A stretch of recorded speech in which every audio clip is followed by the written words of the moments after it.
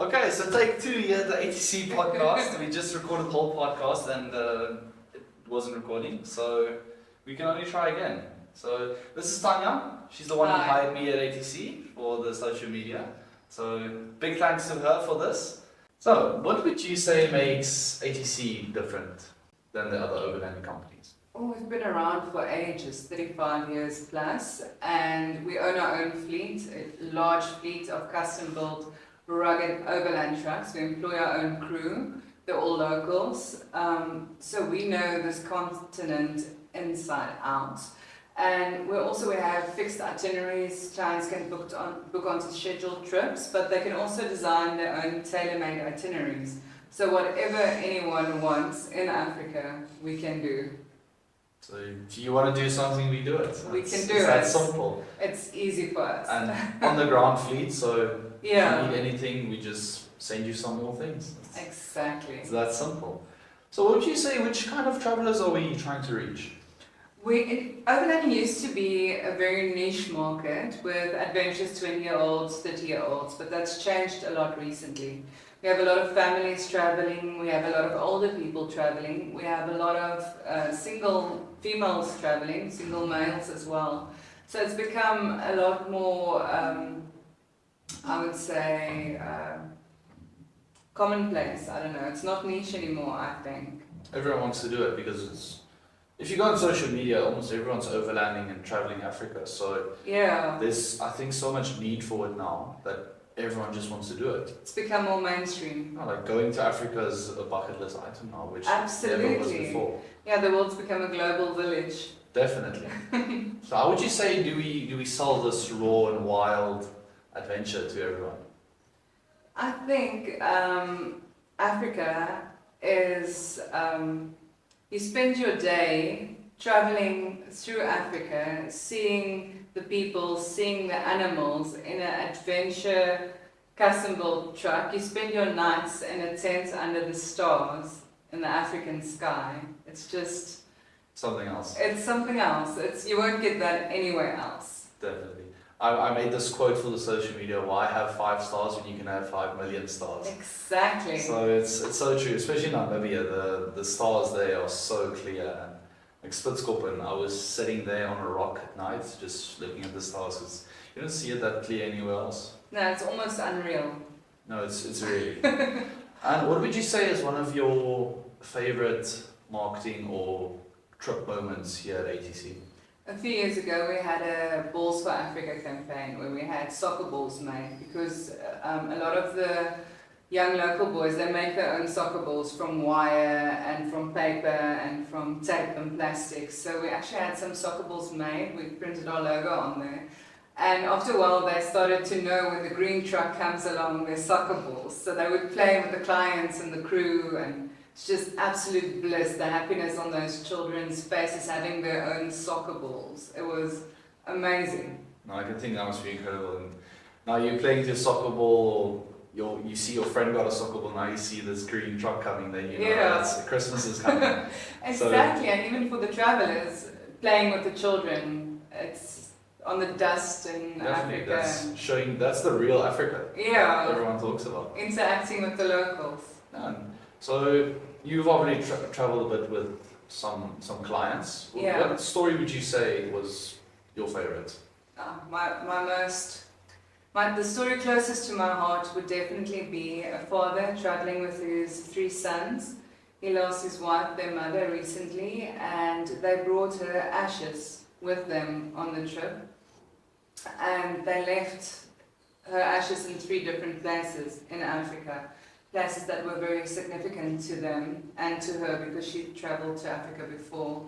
And it was such a beautiful, emotional journey for this father and his sons. I mean, I'll never forget that family. It was amazing to see, and those memories will stay with them until they are old men one day.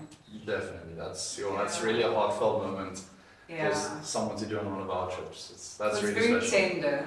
No, definitely. Yeah. What would you say are the biggest concerns people have before booking a trip? Most of the questions I get are pretty practical, like what does the tents look like, what does the bathrooms look like, what will we eat? And having been on the trips ourselves, it's pretty easy to comfort these people and tell them, listen here, it's going to be comfortable and more. It's even more comfortable than you would expect. No, it's just we don't have aircon. Yeah, we have African aircon. Yeah, you just open the window, nice cool breeze. But I've seen a lot of inquiries about the tents, the mattresses, and all that. So I'm a big guy. I easily fit in these tents. Spreading my legs, I fit fine. It's just when I stand up, I can stand up. Yeah, you can.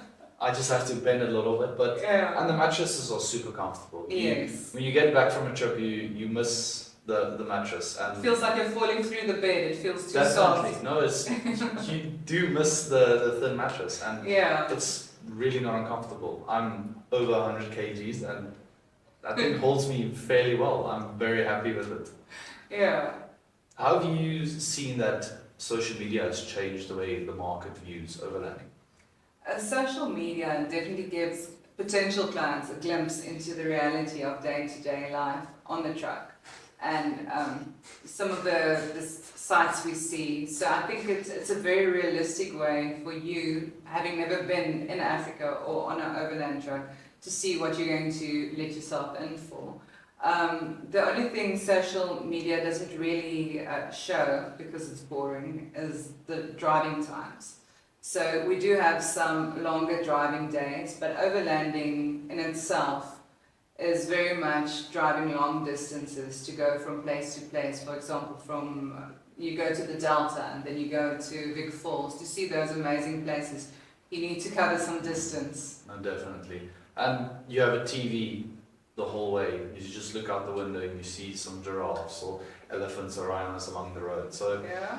you're never bored when you're driving those far distances. Not at all. You see the warthogs, you see your favorite animal in No, definitely. Botswana, all your donkeys. Yeah, so many donkeys in Botswana for some reason. I don't know what they did with them. Yeah, it's donkey country. No, definitely. What is something that not a lot of people know about ATC? How the trucks got their colour, I think. Yeah, I don't even know. Many years ago, Tomo told me, the owner told me, he actually picked the colour from a packet of cigarettes lying on a table, and it's been so many years and we're still known for our big green trucks. I didn't even know that.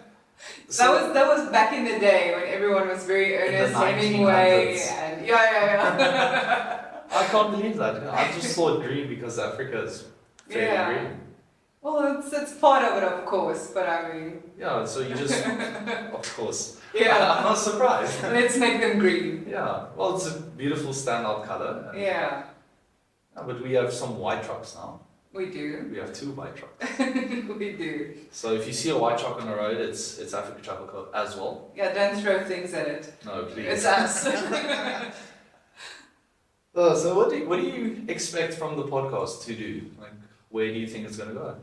I would love for our company to get some more FaceTime or whatever, but for me, it's not just about our company, it's about the industry, because it's such an amazing industry, and I would love more people to know about overlanding, and I would love more people to know about Africa, about how safe it is, about us living here full time, about the animals, how affordable it is. It's bucket list.